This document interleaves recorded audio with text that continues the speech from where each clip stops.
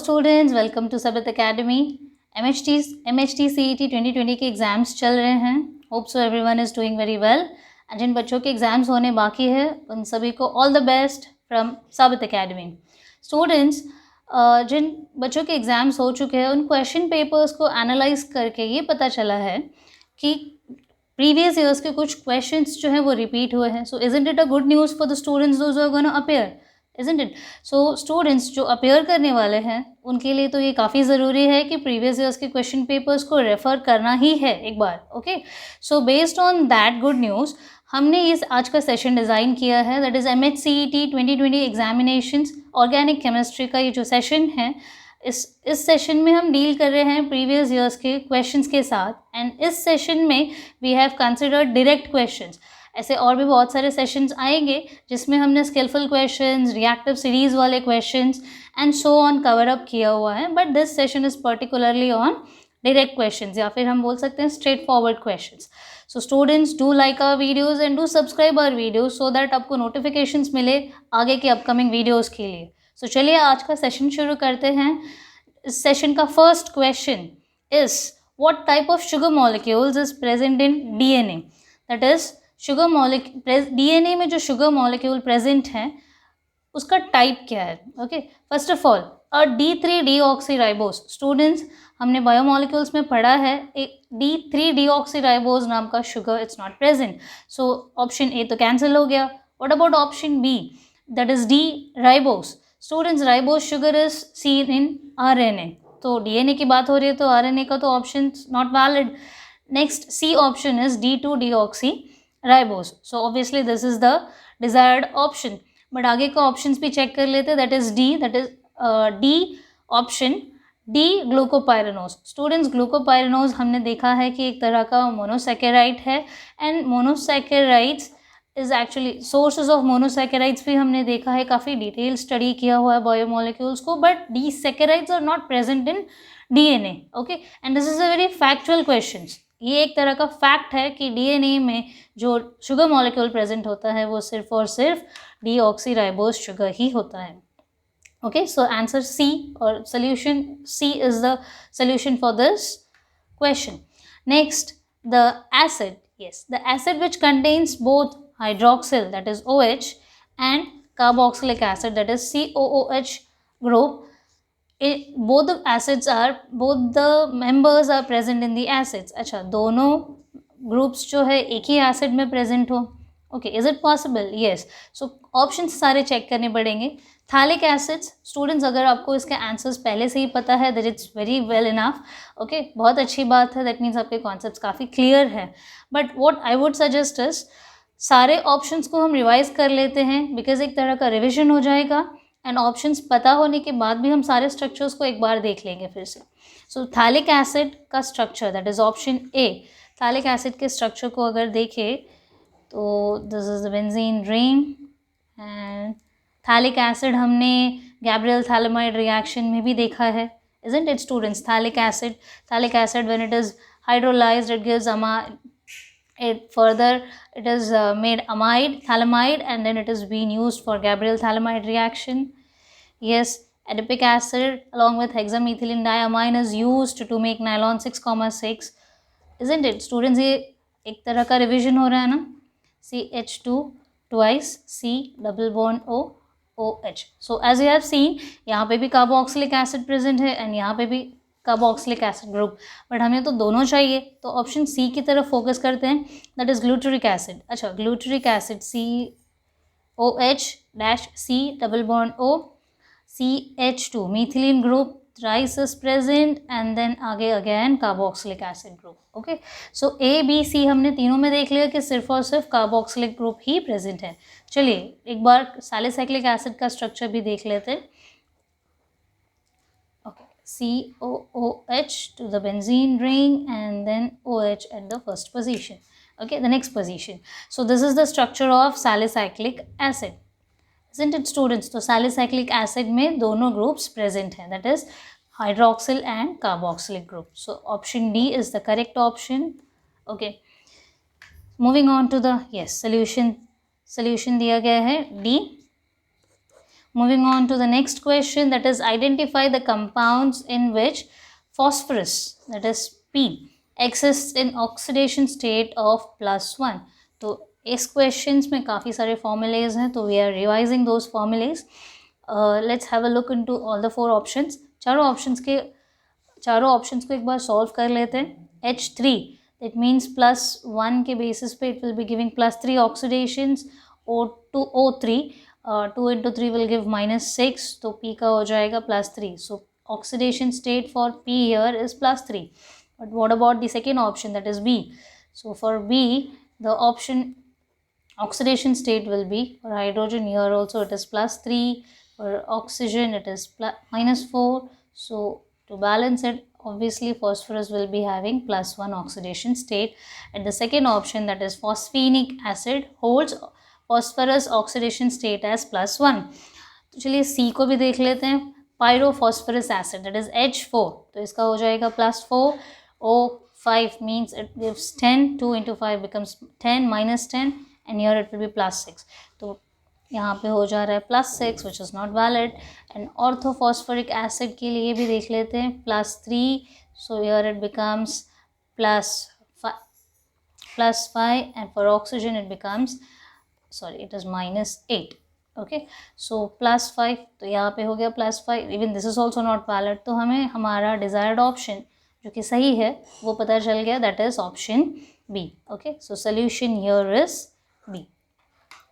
So it's a factual question, but still identify the weakest oxidizing agent among the following. Students, question क्या पूछा गया है ज़रा ध्यान से सुनिएगा. Okay, weakest oxidizing agent, the one who is weak in oxidizing agent but is also strong in something else. And what is that? Strong reducing agent. कोई एक अगर पर्सन के एग्जाम्पल लेते हैं, अगर कोई किसी एक चीज़ में वीक है, but that doesn't mean that कि वो हर चीज़ों में वीक होगा. He can be strong in any other factors. तो यहाँ पे weak oxidising agent can also be considered as a strong reducing agent. But हमें ऑप्शंस पे भी फोकस करना है. अगर हम ऑप्शन ए पे फोकस करें तो हमारा A is the solution to this Li+, because it's a strong reducing agent, whereas other options, okay, they act as in reducing agents, okay, and some they act as a catalyst. Okay, so हमारा option A जो है वो है Li+ is the solution to the question, that is weakest oxidizing agent among the following. Yes, so moving on to the next question. देखते हैं next question में क्या पूछा है. उन्होंने पूछा है ऐसे कौन से मोनोमर्स जो ऑप्शंस में दिए गए हैं is used in the preparations of dextran. Dextran, if you remember students, monomers कौन से यूज़ हुए हैं.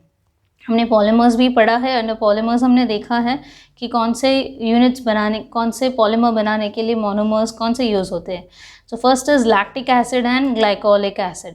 Lactic acid and glycolic acid is used to prepare dextron. Okay, so option A is the solution to this. I'll give you a detailed explanation based on this. So option A जब हमें पता चल गया तो हम इसके structures को भी डिटेल्ड एनालाइज कर लेते हैं. Lactic acid and glycolic acid का ये स्ट्रक्चर है, and we have considered monomers in n units, isn't it? So after the polymerization, that means with an elimination of water molecule, I can consider either this OH and H, or either H of lactic acid and OH of glycolic acid, anyhow. Okay, so यहाँ से H और OH eliminate होने के बाद हम देख सकते हैं कि जो यूनिट्स है कैसे कंबाइन हो रहे हैं. CH3 CH CO and this O, CH3 CH COO, again combination combining with CH2 COO. Okay, so ये तो एक यूनिट की बात हो गई. तो दूसरे यूनिट के साथ जब कंबाइन होंगे तो यहाँ से H and OH from the other unit and so on. Similarly lactic acid जब प्रीवियस ग्लाइकोलिक एसिड मेंबर्स के साथ रिएक्ट करेगा तो he will be releasing OH and so on. So in that way they are preparing a polymer of dextran. Okay, moving on to the other options, एक तरह का revision हो जाएगा. चलिए फटाफट देख लेते हैं. Option B, that is dihydroxy. C, this is the correct option. I have double checked it. Dihydroxy butanoic acid and dihydroxy pentanoic acid will be giving us a plastic that is named as PHVB. And PHVB is a thermoplastic. Okay, thermoplastics में stiffness और flexibility दोनों provided होती है. अच्छा, butanoic acid जो है it provides stiffness, okay, it gives stiffness to the plastic, whereas pentanoic acid gives flexibility. Okay, yes, flexibility. Next is styrene and butadiene, 1,3 butadiene. This gives SBR rubber, that is styrene butadiene rubber. Next is hexamethylene diamine and adipic acid. Hexamethylene diamine and adipic acid gives a compound named as nylon 6,6. Okay, which is used to make clothes. So nylon 6,6 is given by the monomers, that is hexamethylene diamine and adipic acid. तो आपको चारों options के answers मिल गए हैं. तो hope so polymers अगर आपने अच्छे से प्रिपेयर किया होगा तो ये क्वेश्चन का आंसर आप हार्डली 10 सेकेंड्स में दे सकते हैं. तो चलिए आगे बढ़ते हैं.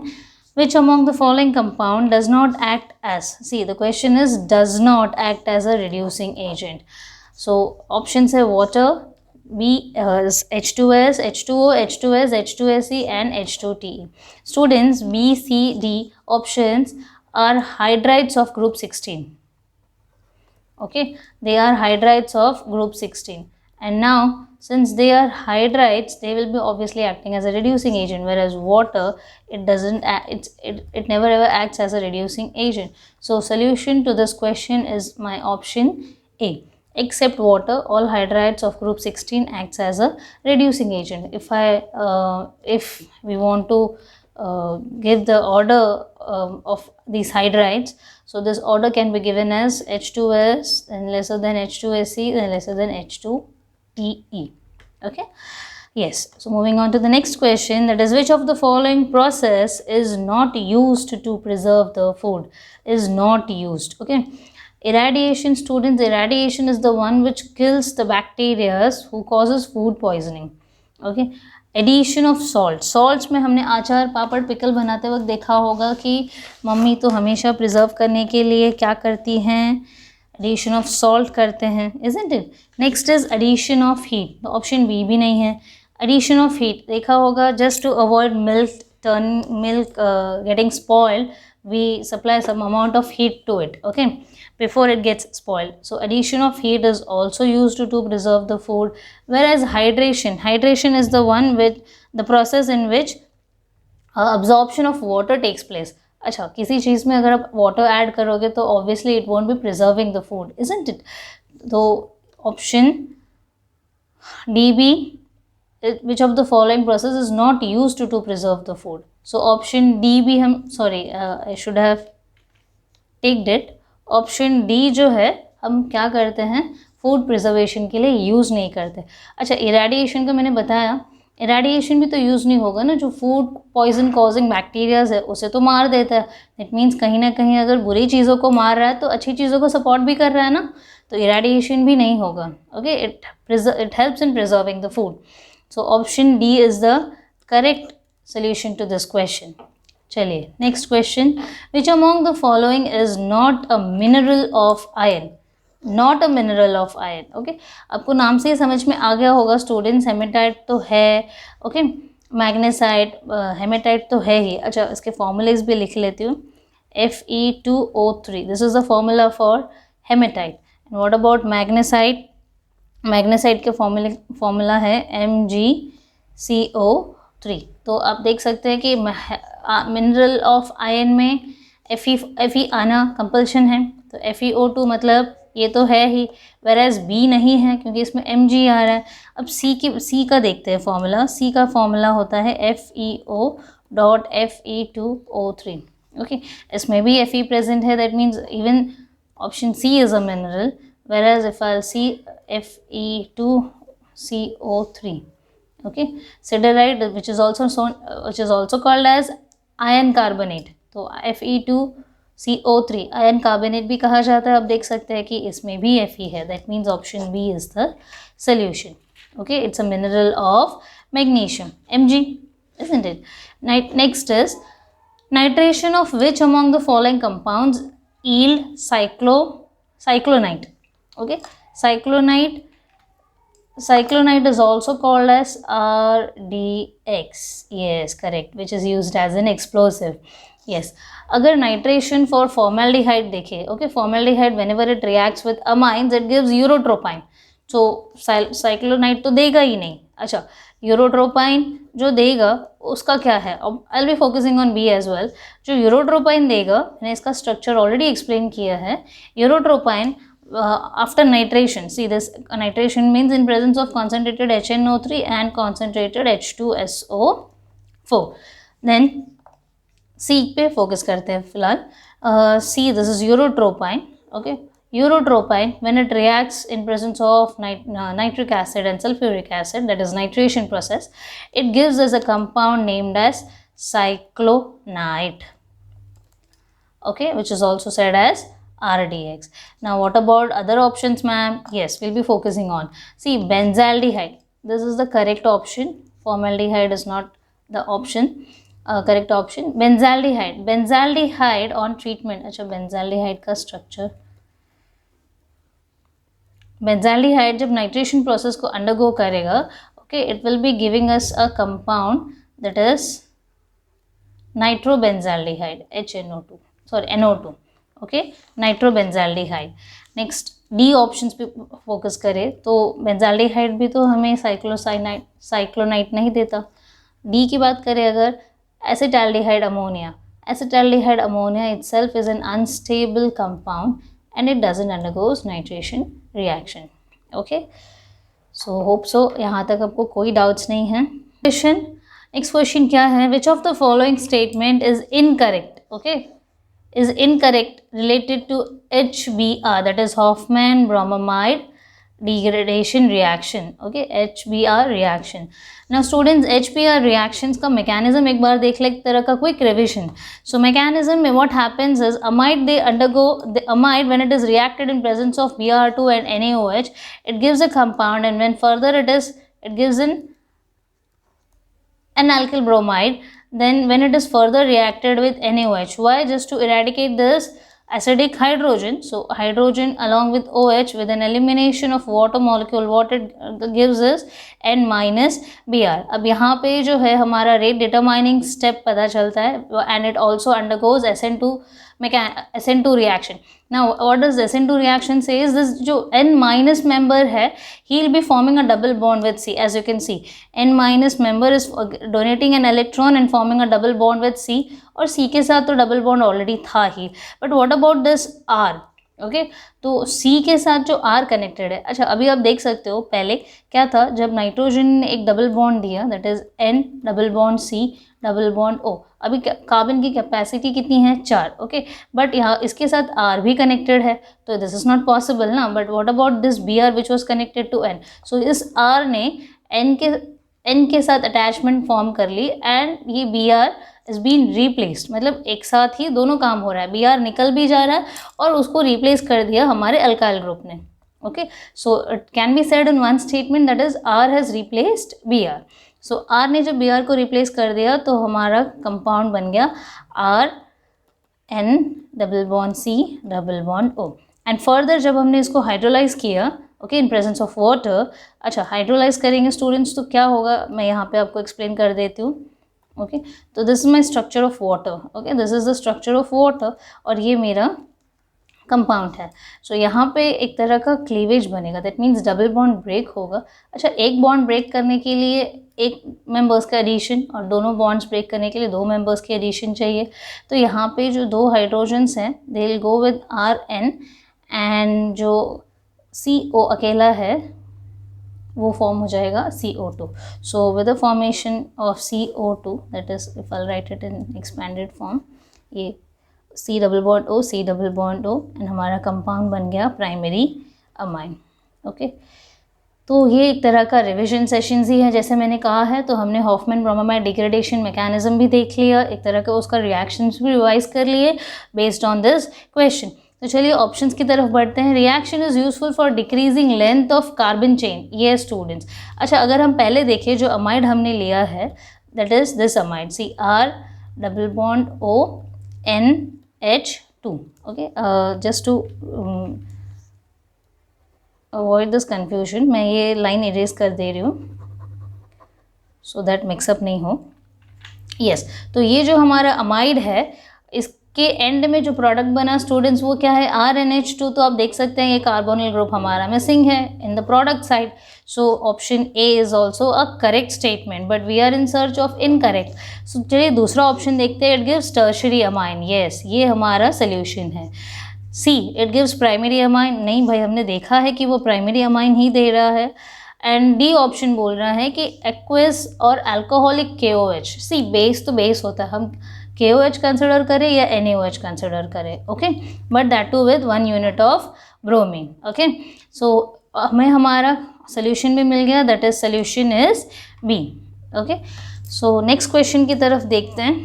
एल्डिहाइड्स और कीटोन्स जब हम उसे रिएक्ट करते हैं in presence of phenyl hydrazine, the product, अच्छा जो प्रोडक्ट बनेगा वो क्या बनेगा।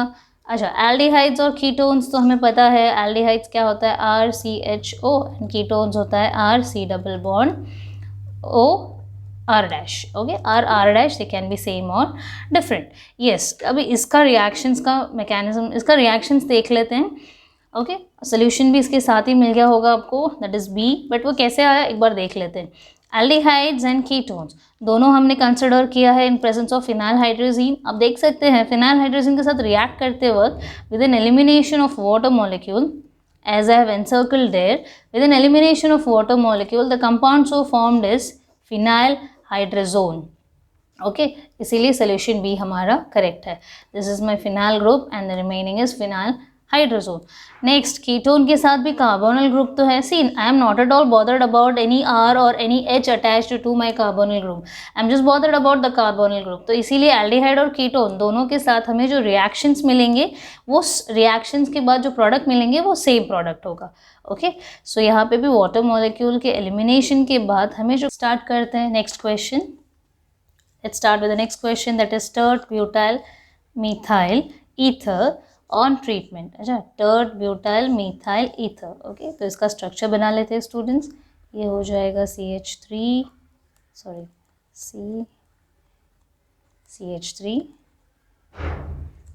ये हो गया टर्ट ब्यूटाइल, और क्या कहा गया है, methyl ether। So this is the structure of tert butyl methyl ether when it reacts on treatment with HI। Okay, but that too in cold condition. तो इसका आउटपुट क्या होगा, okay, the product so formed after this will be, say this O which is partially negative in charge due to its highly electronegativity, तो ये it will induce H plus। तो यहाँ पे होगा क्या स्टूडेंट्स, ये CH3, इसको मैं ज़रा कंप्रेस कर देती हूँ। ये C के साथ जो O है उसके साथ आ जाएगा H एंड ये हो जाएगा CH3 with I minus। okay, now what happens here is because of this this I minus, अब यहाँ से जो I minus है obviously he will be approaching someone, now he will be approaching C with plus charge and this will get separated। okay, या फिर मैं इसे अगर शॉर्ट में ही एक्सप्लेन कर दूँ तो चलिए शॉर्ट में एक्सप्लेन करते तो कैसे लिख सकते थे हम। ओके, ये H प्लस के साथ गया तो यहाँ पे एडिशन ऑफ हाइड्रोजन बॉन्ड हो गया ऑक्सीजन के साथ, एंड विद इन बॉन्ड यहाँ पे क्लीवेज होगा ना, isn't it, यहाँ पे क्लीवेज होगा, तो ये हो गया प्लस साइन, और इस प्लस के साथ क्या जाएगा I minus. I should have said in that way as well। तो या फिर ऐसे या फिर वैसे कैसे भी करो, तो CH3 थ्राइस प्लस ये हो गया C के साथ I माइनस, और प्लस हमारे साथ क्या है CH3OH। तो ये कंपाउंड क्या हो गया हमारा, टर्ट ब्यूटाइल, isn't it, ये 3 और ये 4, तो कितने हो गए, tert butyl iodide and methyl alcohol। So option D is correct for tert butyl iodide and methyl alcohol। So इसका solution है D, option D। So moving on to the next question, क्या कहा गया है कि preparation, अच्छा किसका preparations of sulfuric acid। sulfuric acid का formula है students H2SO4। In the preparations of sulfuric acid from sulfur dioxide, that means बनाना किससे है, सल्फर डाइऑक्साइड से, in lead chamber process, that means oxidation होगा यहाँ पे इन लेड चेम्बर प्रोसेस। अच्छा, SO2 plus O2 जो कंपाउंड बनेगा that will be in a reversible manner. अच्छा, आप देख सकते हो जो कंपाउंड है वो SO3 है, अब फिलहाल बैलेंस्ड नहीं है SO2 plus O2, that means यहाँ पे ऑक्सीजन कितने 4 बट यहाँ पे 3। So if I will do this 2 and this 2, तो हो गया बैलेंस, 2 3 6, यहाँ पे भी 6.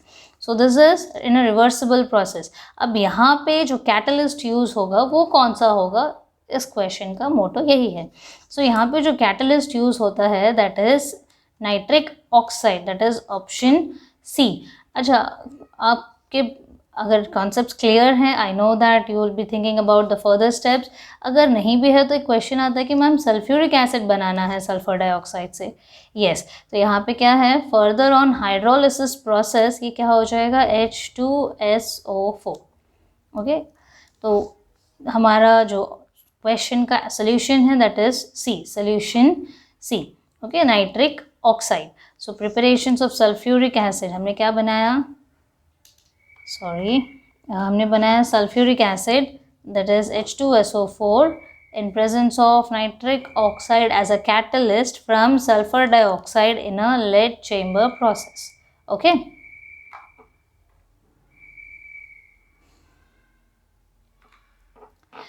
Yes. Next question is, which of the following is Bayer's reagent? Bayer's reagent. अच्छा students, Bayer's reagent को अगर हम समझने जाए ना, what is a Bayer's reagent is actually? Bayer's reagent is an alkaline permanganate solution. Okay, alkaline permanganate solution used for olefin bonds. Olefins या फिर olefins को अगर हम more specifically या फिर more common terms में अगर कहे तो saturated, unsaturated double and triple bonds के लिए. ओके, तो इसके डेफिनेशन में ही समझ में आ गया होगा कि बेयर्स रिएजेंट क्या है, alkaline permanganate solution. Okay, alkaline permanganate solution. अच्छा, एल्कलीन परमैंगनेट सोल्यूशन तो ऑप्शन ए है स्टूडेंट्स. एल्कलीन परमैंगनेट कहा है तो Na2Cr2O7 एंड K2Cr2O7, तो ये दोनों ऑक्सीडाइजिंग एजेंट्स में यूज़ होते हैं, बेयर्स रिएजेंट तो नहीं होते. एंड MnO2 जो है ये बैटरी कैथोड्स में यूज़ होता है ना. MnO2 हमने काफ़ी टाइम देखा है. Sorry, MnO2 is used in batteries in cathode. And ये एक तरह का ओर भी है. ओर ऑफ किसका स्टूडेंट्स, मेन क्या है इसमें, Mn, that is manganese. Okay, तो चारों ऑप्शंस हमने देख लिए. सबसे पहला option that is A is the solution to this question, that is alkaline KMnO4, that is potassium permanganate is a Bayer's reagent. Next question, see, as we have discussed, solution A.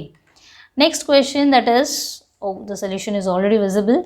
The polymers used in making handles of cookers, ये तो काफ़ी basic question है. Handles of cookers and frying pans is, the option is A, Bakelite. Bakelite is actually the most durable and a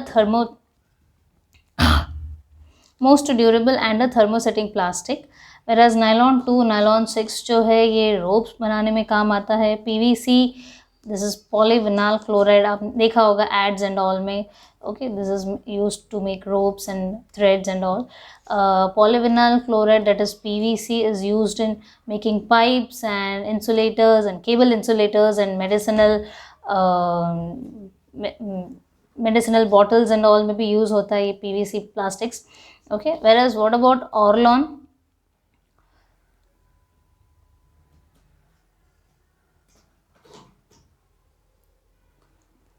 Orlon is used to make carpets. Okay, Orlon is used to make carpets. अच्छा, carpets हो या फिर एक तरह का clothes भी बनता है Orlon से and so on. So nylon 6 का हमने देख लिया, PVC and Orlon. तो बचा क्या, Bakelite. Bakelite एक तरह का ऐसा प्लास्टिक है जो ड्यूरेबल है and it can be remolded, isn't it? Next, the amino acid which is basic in nature. अच्छा, amino acids basic in nature. Amino acid basic in nature है, ये कैसे पता चलेगा students? Whatever an amino acid it may be, okay, if it has got a side chain containing nitrogen members which resembles, okay, resemble करते हैं मतलब दिखते हैं, नाइट्रोजन है तो वो रिजेंबल करते हैं अमोनिया को. एंड अमोनिया तो पता ही है कि बेस है, तो एक ऐसा amino acid which has got side chains of nitrogen, okay, nitrogen atom होते हैं उसके साइड चेन्स में और वो रिजेंबल करता है अमोनिया को, तो ऐसे मेंबर्स को हम बेसिक बोल सकते हैं. अच्छा, ऐसा होता कौन है? That is one and only here in the option is histidine. Histidine has got side chains containing nitrogen, whereas tyrosine, valine and proline, these all are neutral in nature. Okay, इसको कोई side chains नहीं होते, ये neutral in nature है. Hope so you got a clear idea about this question. So histidine is the only option solution to this question. Next is a molecule of stachys contains how many carbon atoms? अच्छा, कितने carbon atoms होते हैं stachys में? Stachys is a saccharide, okay, it's a polysaccharide which contains 4 units of sugars, that is 4 units of saccharides. अच्छा, 1 unit is made up of 6 carbons, so 4 into 6 it means 24. Hope so you got a clear idea about saccharide. Saccharide is a stachys is a tetrasaccharide, okay, which contains 4 units of sugars, that is saccharide means sugars. So it contains 4 units of sugar and 1 unit consists of 6 carbons, so overall it is C24. H42O11 is the overall structure for stachys. Okay, moving on to the next, that is which of the following compounds has lowest boiling point? LBP. Okay, lowest boiling point. Lowest boiling point पता कैसे चलेगा students? हमने एक तरह का chart prepare कर लिया है just to make you aware कि क्यों ऐसे डिफरेंसेस होते हैं. Okay, the option C is the correct option for this. It is already mentioned here. Next is we have taken primary, secondary and tertiary different members of alcohols. See, यहाँ पे जो options दिए हैं ये सारे alcohols है students, तो हमें अल्कोहल्स के ही एग्जाम्पल्स लेने हैं. So this is 1-butanol. It's a straight chain, that is N-butanol. इसकी boiling point क्या है? 107 degrees Celsius, which is a primary member. Even here we have taken a primary member, but with a side chain, that is here it is a methyl. So it is said as isobutyl alcohol. Okay. तो इसका boiling point है 107 degrees Celsius, whereas we have taken a secondary alcohol member. यहाँ पे जो alcohol member है that is primary. Okay. Whereas here also it is primary. But here it is a secondary and here as you can see ये कौन से carbon से connected है? Tertiary carbon, तो ये हो गया टर्शियरी. सो सेकेंडरी कार्बन की बात कर रहे थे, सॉरी सेकेंडरी अल्कोहल की. सो boiling point of this is 98 degree Celsius and boiling point of tertiary is 82 degree Celsius. तो हमने देखा कि प्राइमरी का सबसे ज़्यादा होता है, ओके, सॉरी सबसे ज़्यादा boiling point, then secondary, then tertiary. तो सबसे कम किसका होता है? That is tertiary. तो tert butyl alcohol is my solution to this question. हमने देख लिया with proofs, isn't it? Yes. Now next is Lucas test. Yes, now what is Lucas test is all about? Lucas test, अच्छा Lucas test में होता क्या है? Lucas agent है कौन? सबसे पहले concentrated HCl plus ZnCl2. Okay, ये है लूकास रिएजेंट. अब लूकास रिएजेंट जो है लूकास टेस्ट के लिए यूज़ होता है. अच्छा, Lucas test is use for distinction of what? अच्छा, distinction means differences of alcohols. अच्छा, ये अल्कोहल्स का जो मॉलिक्यूलर वेट है बेस्ड ऑन दैट ये डिफरेंसेस देता है for primary, secondary and tertiary. So Lucas reagent is actually used for the distinction of alcohols. For amines, ketones and aldehydes we have got different reagents. Okay, सुना होगा ना chips reagent, Tollens reagent and all. तो बाकी सब के लिए दूसरे agents use होते हैं, whereas for Lucas reagent one and only option, that is alcohol, is used. Okay, next is dash is used as a solvent for preparing Grignard reagent. बहुत से बच्चों का favorite reagent है. Okay, favorite reaction है Grignard reagent. Grignard reagent, that is RMGX. Okay, जब भी हम RMGX use करते हैं we use a solvent that is dry ether. बाकी सब हमने देखा है अलग अलग ऑक्सीडाइजिंग एजेंट्स या फिर कोई किसी का और है. तो option B is the only solution to this question, that is solvent for preparing Grignard reagent. Next is IUPAC name, IUPAC name of picric acid. अच्छा, picric acid का structure. Okay, picric acid, I have taken the structure of picric acid just for a remembrance. picric acid का structure हमने लिया हुआ है, तो सारे options को देख लेते हैं एक बार based on the structure. Students, ये 1, 2 and 3, यहाँ पे क्या है? 3 नाइट्रो ग्रुप्स हैं. तो ट्राई नाइट्रो तो हर किसी में दिया गया है, tri nitro, tri nitro, tri nitro. तो देखना है कि आगे का क्या है. यहाँ पे ट्राई नाइट्रो फिनाइल है, यहाँ पे फिनाइल. दैट मीन्स ए और डी में क्लैशेस हो रहे हैं. Okay, option A and D is getting clashed, so ये तो है ही नहीं, बी और सी तो कैंसिल हो गए। तो हमें क्या देखना है कि positioning, so this is 1 2 3 4 5 and 6, तो पोजीशंस क्या है 2, 4, 6 ट्राइनाइट्रो। ओके, तो 2, 4, 6 trinitro is the option solution A, option A या फिर सोल्यूशन ए बोला है। Okay, so based on the structure हमने देख लिया ट्राइनाइट्रो, आगे का क्या है फिनोल, आगे के देखने की जरूरत भी नहीं है बिकॉज यहाँ पे 135 है और यहाँ पे 246, isn't it? Yes. Next question is based on haloalkanes and haloarenes में हमने देखा था SN1 and SN2 mechanism. Yes, the SN2 reactions of a compound, SN2 reaction, okay, of a compound containing an asymmetric carbon always gives. अच्छा, SN2 reaction में students होता क्या है? सबसे पहले SN2 रिएक्शन में जो कंपाउंड, ओके, कंपाउंड का SN2 रिएक्शन होता है it's containing an asymmetric carbon, asymmetric carbon है तो उसका जो रिजल्टेंट होगा वो क्या होगा? अच्छा, for resultant let's have a look into the mechanism. First of all SN2 mechanism में होता क्या है, here there is one way of attack, okay, तो अटैक आइदर फ्रंट या फिर बैक बोलो या फिर एक ही तरह का अटैक बोल सकते हैं। Okay, by the time the nucleophile is getting attacked on the compound, carbon compound, so what happens is उसमें जो members, okay, the member who is already present और द मेंबर और वो ऐसा मेंबर जो न्यूक्लियोफाइल जिसको रिप्लेस करने वाला है वो एलिमिनेट हो रहा है और न्यूक्लियोफाइल अटैक हो रहा है। Got it? मतलब पुलिस की एंट्री और चोर बाहर, ऐसा दोनों साथ में हो रहा है। सो न्यूक्लियोफाइल,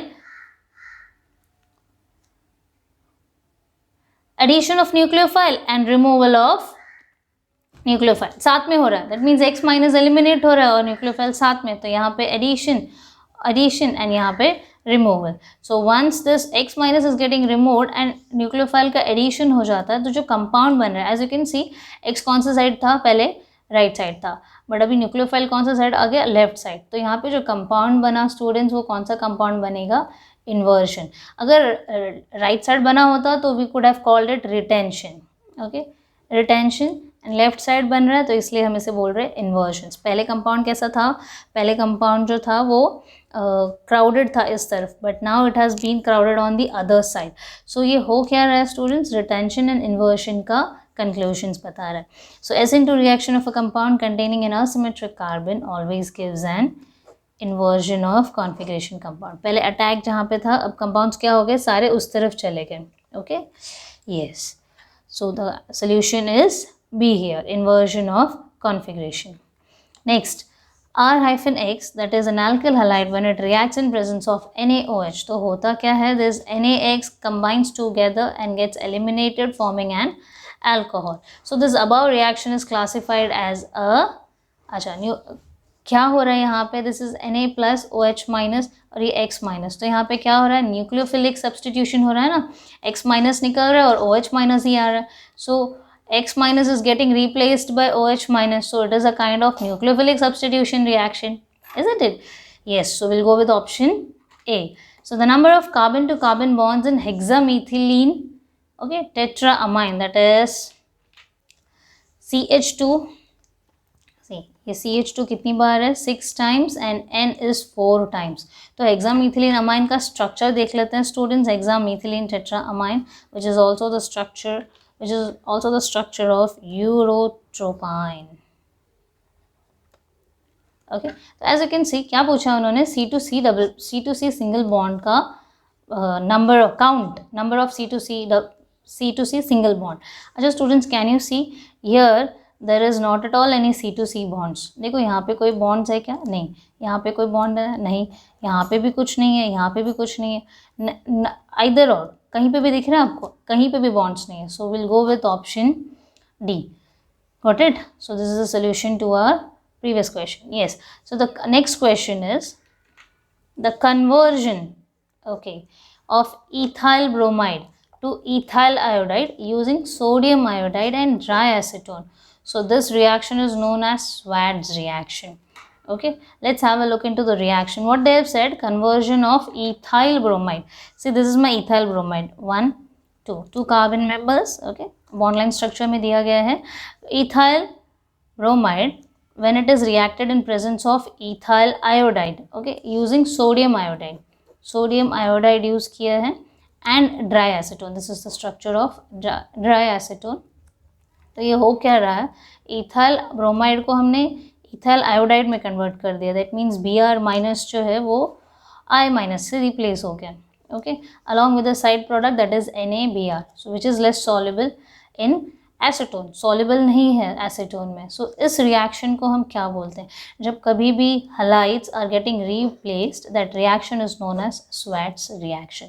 नाउ स्टूडेंट, या so the conversion of ethyl bromide to ethyl iodide, okay, conversion of ethyl bromide to ethyl iodide in presence of sodium iodide and dry acetone.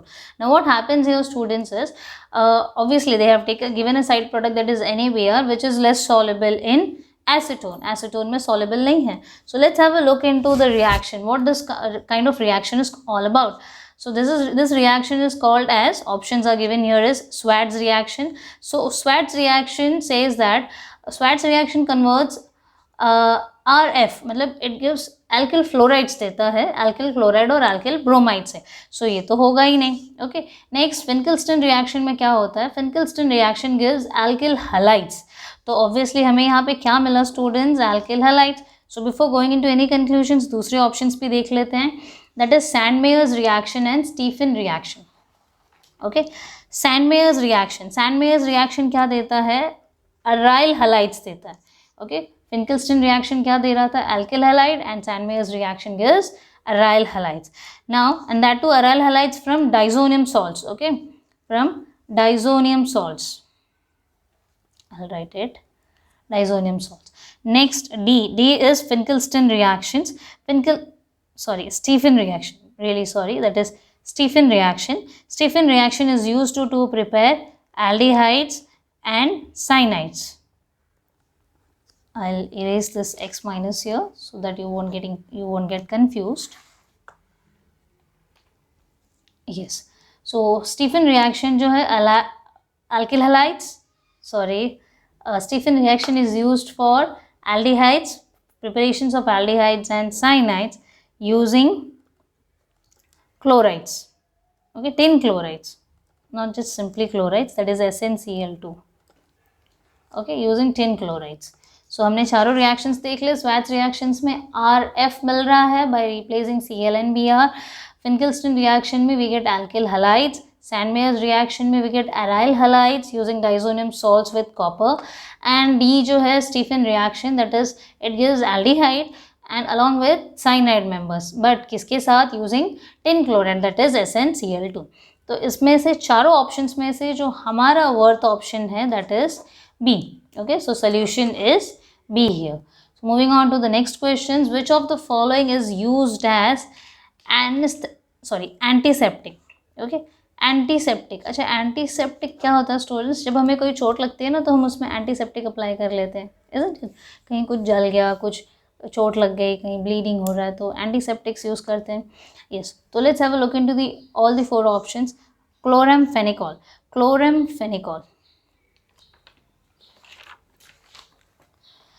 chloramphenicol is an antibiotic, okay, chloramphenicol is antibiotic, whereas bethanol, okay, antibiotic क्यों use होता है students, antibiotic is used for the treatment of number of bacterial infections, okay, I'll write it in short, it is used for treatment of bacterial infections. Next is bethanol, which is an antiseptic, okay, antiseptic। अच्छा, antiseptic is used in soaps and cleansing agents, okay, जैसे Dettol हो गया एक तरह का antiseptic है, isn't it? Savlon, तो ऐसे मार्केट में तो काफ़ी सारे प्रोडक्ट्स हैं। So these are used as antiseptics. जब भी कभी भी कोई चोट लगती है ना तो उसे क्लीन करने के लिए, ओके, उस घाव भरने के लिए क्लीन करना पड़ता है so that it won't be creating any infections. तो हम उसे क्लीन करने के लिए एंटीसेप्टिक्स यूज़ करते हैं, that is bithionol here. Next is cimetidine.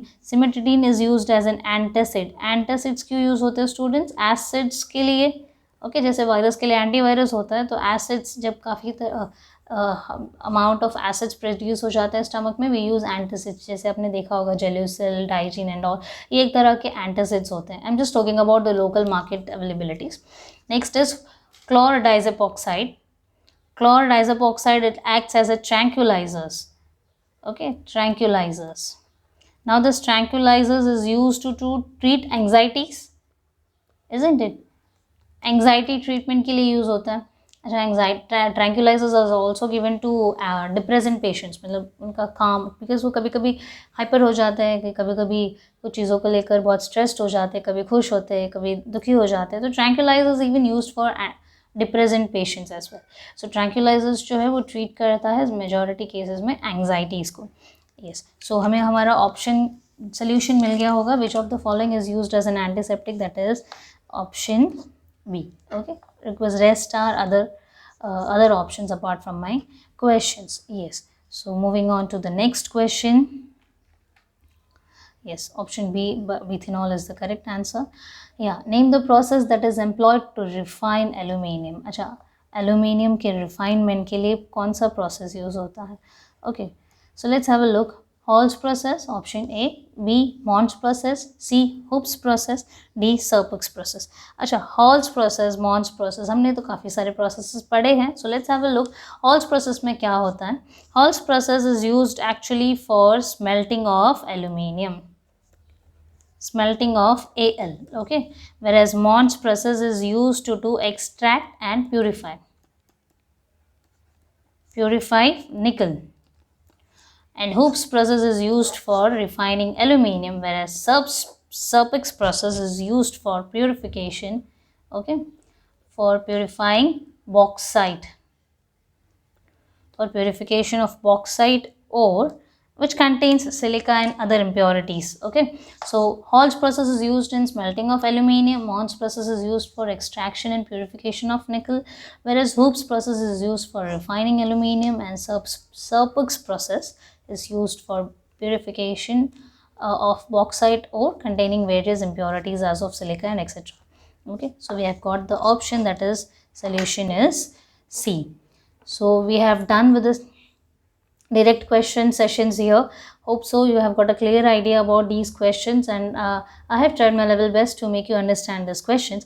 So अगर आपको फिर भी अगर कोई चीज़ें समझ नहीं आई है, तो it's my request that once again go through this video properly and calmly, and आपको समझ में ज़रूर आएगा. ओके, कोई भी क्वेरीज हैं, कोई भी सेशंस हैं, आप बता सकते हैं. Okay, thank you so much students for giving your valuable time. Thank you.